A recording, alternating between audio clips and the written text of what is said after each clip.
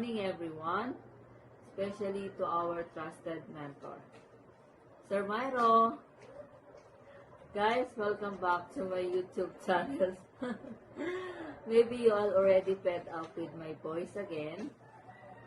Anyway, before I will start to my demonstration regarding the vital signs, letting the baby to bark, and how to give bath to a baby. We need to recapitulate the meaning of the vital signs. What are the vital signs?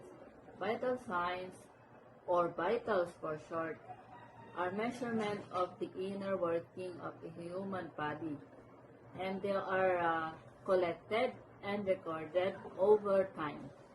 It is also give the providers information and how vital signs works well,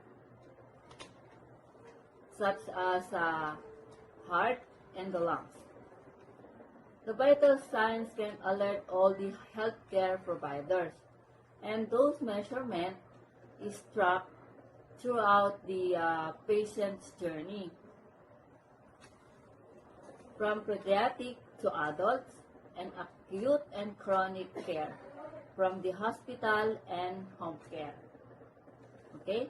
There are 4 main vital signs. They are routinely taken by the healthcare provider. First, we have the blood pressure and temperature, pulse rate, and respiratory rate. And then, however, guys, we have 2 additional more vital signs. We have the pain scale assessment and oxygen saturation level. And then I will explain to you all the procedure to the preceding slides. Guys, before we execute any procedure to our patient, we need to observe the following steps. First, greet the patient and introduce yourself. The rationale is to show more politeness and build trust. And identify the patient by asking the full name and simply check the patient's name tag. The rationale is to help more eliminate the errors. And then, of course, explain the procedure to the patient. The rationale is to facilitate the patient's understanding and cooperation. And then close the curtain. Of course, we need to provide the privacy of the patient. And then I will prepare the hand hygiene. Okay? The rationale is to prevent the microorganism and gather all the equipment. The rationale again is to save time and effort. And then we're going to position the patient in a sitting or a lying position. Rationale is make sure that individual is at rest before you begin the procedure. First, position the patient in supine, seated, or standing. So in seated position, the patient's arm should be flexed. The flexed elbow should be at the level of the heart. If the patient is anxious, wait a few minutes before taking the blood pressure. To begin the blood pressure measurement, use a properly sized blood pressure cup. The length of the cup bladder should be at least equal to 80% of the circumference of the upper arm. Wrap the cup around the upper arm with the cup's lower edge 1 inch. Then, above the antecubital fossa, lightly press the stethoscope's belt over the brachial artery just below the cups. Rapidly inflate the cup to 180 mmHg, then Release the air from the cup at the moderate rate of 3 mm per second. Listen with the stethoscope and simultaneously observe the sphygmomanometer. The first knocking sound is called Korotkoff sound. Is the patient's systolic blood pressure. Guys, yun yung unang sounds na maririnig natin. Ang tawag doon sa sounds na yon ay Korotkoff sounds. When the knocking sounds disappear naman, that is the diastolic pressure. Okay guys? Then record the blood pressure in both arms and note the difference. Also, record the patient's position. Nakaupo ba siya? O yung nakatayo ba siya? O kung nakahiga ba siya? Or which arm was used? Kung kanan ba o yung kaliwa ba niyang braso? Yung type na size na gagamitin natin, syempre yung pediatric ba o yung pang-adults ba? Okay? And if the patient's blood pressure is elevated, measure the blood pressure 2 additional times, waiting a few minutes between the measurement. At least, maghintay ulit tayo ng 5 minutes kung kailangan nating kuhanan ng blood pressure ulit ang pasyente. A blood pressure of 180 over 120 mmHg or more, it requires the immediate attention. Now, I will start to take the vital signs by doing first the blood pressure. And then, what is the blood pressure? Blood pressure is the reading of how effectively the oxygenating blood is moving through the blood vessels of the circulatory system. Blood vessel is expressed into two parts.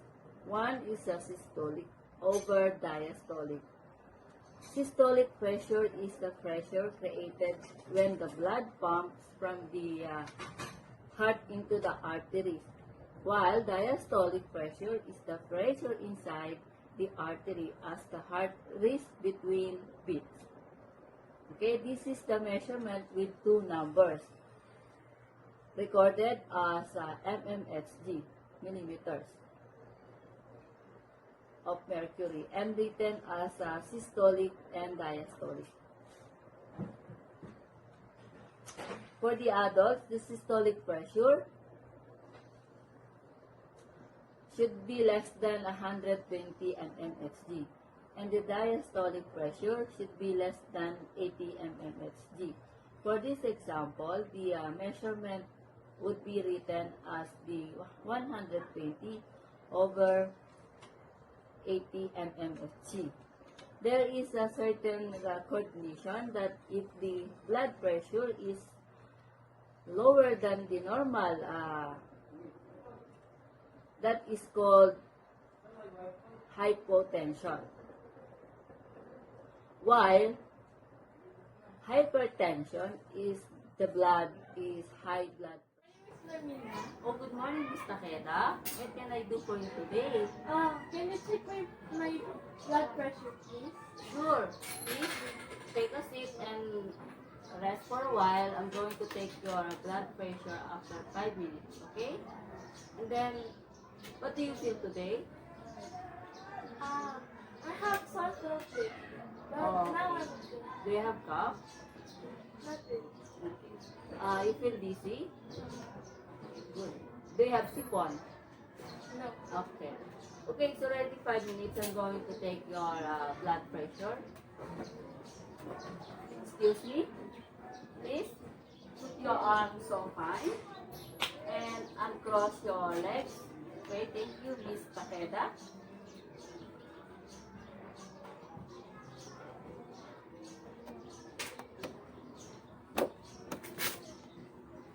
Did you take any medicine? No? You take by Jessie? No.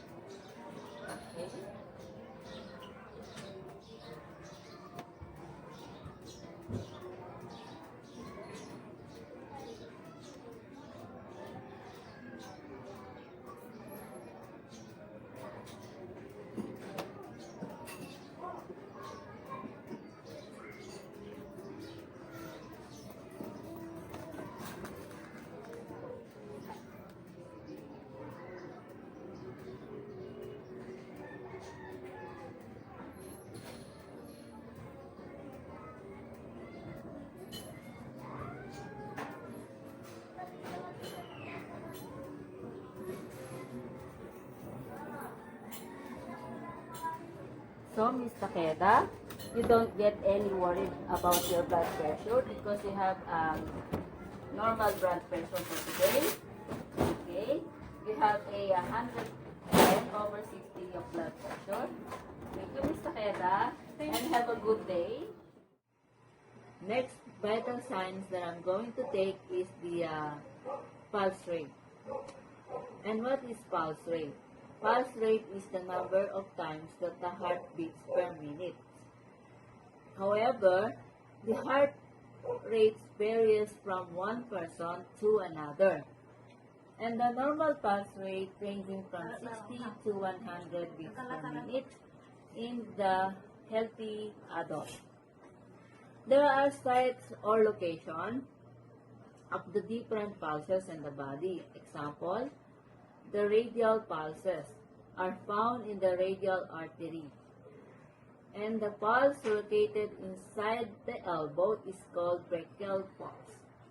And the pulse that can be palpated in the neck is called carotid pulse. Take note, guys, that all of these sites, all pulses, are called peripheral pulses, while the pulse that we can hear in the chest wall of the patient, where the heart is located, is called apical pulse. Take it easy, and I'm going to take your pulse rate.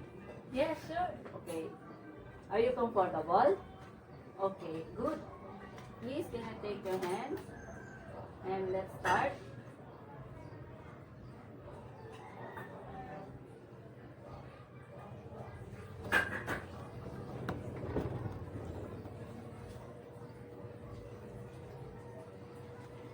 Okay, I'm done.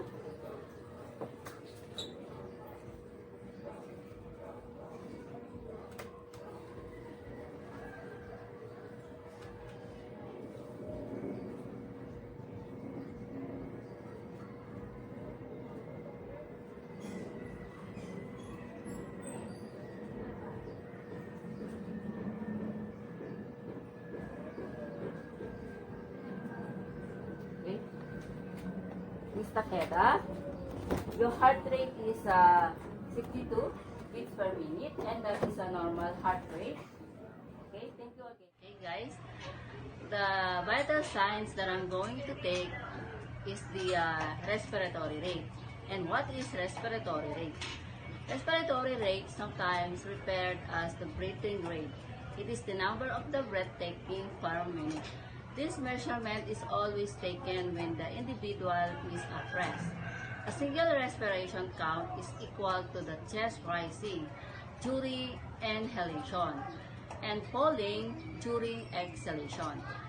The normal respiratory rate for an adult is 12 to 20 cycles per minute. I wanted to take, okay. Miss Takeda, I wanted to take your respiratory rate. Is it okay with you? Yes, ma'am. Okay. Please uncross your legs and please feel comfortable. Are you comfortable now? Okay, that's good. Okay. And then let's get started. Okay.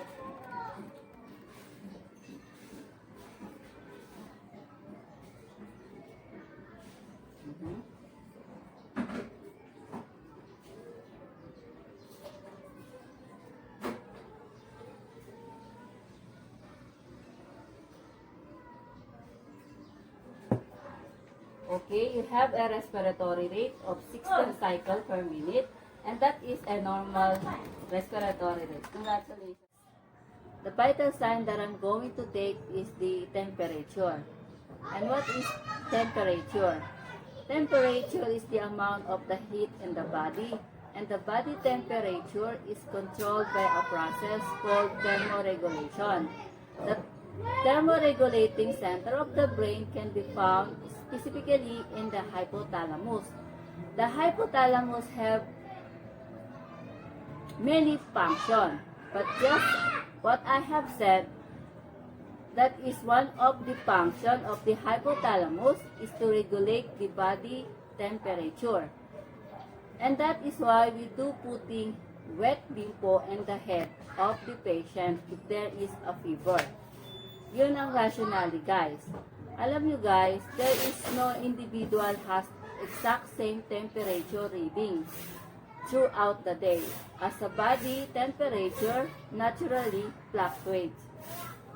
Guys, as we know that we have several sites where we can get a body temperature. To mention, we can take the body temperature from the oral, axilla, rectal, and esophageal. The ideal oral temperature is ranging from 36.1 degrees Celsius up to 37.5 degrees Celsius. And for the axilla, it ranges from 36.2 degrees Celsius to 37.5 degrees Celsius. For the rectal, is 34.4 degrees Celsius up to 37.8 degrees Celsius. Guys, taking rectal temperature is to the newborn babies are required in order to check the perforated anus. Kasi may mga babies na ipinanganak na walang butas ang mga puwet. And for the esophageal, temperature is ranging from 36.1 degrees Celsius up to 37.3 degrees Celsius. However, taking esophageal temperature is very rare to be done. Usually, taking esophageal temperature is indicated for the diagnosis and staging of moderate and severe accidental hypothermia. Hypothermia means is a low body temperature. Take your body temperature. Yes. Okay, excuse me please.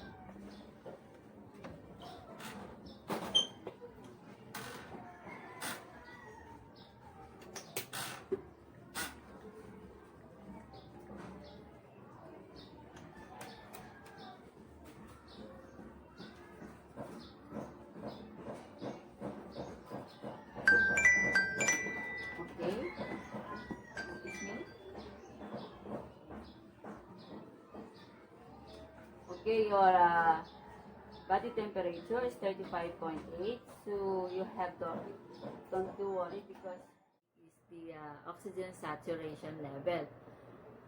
Oxygen saturation measure the percentage of the oxyhemoglobin in the blood. And then the simplest ways to get the oxygen saturation level by using the pulse oximeter. Normal level of oxygen saturation is ranging from 93% to 100% room air in the individual adults.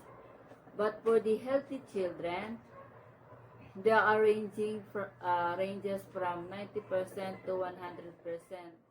Classes na that I'm going to take for you today is the oxygen saturation level. Okay? Take it easy and feel comfortable. Can I have your hands? And then I'm going to use this pulse oximeter. Okay?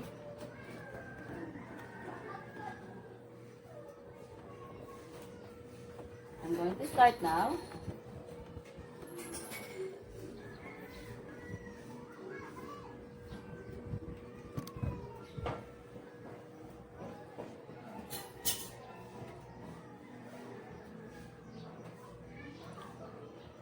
Okay, Ms. Takeda, you have 98% oxygen saturation level, and that is a normal saturation level. And the normal oxygen saturation level is 93% up to 100% room air. Okay, and thank you so much.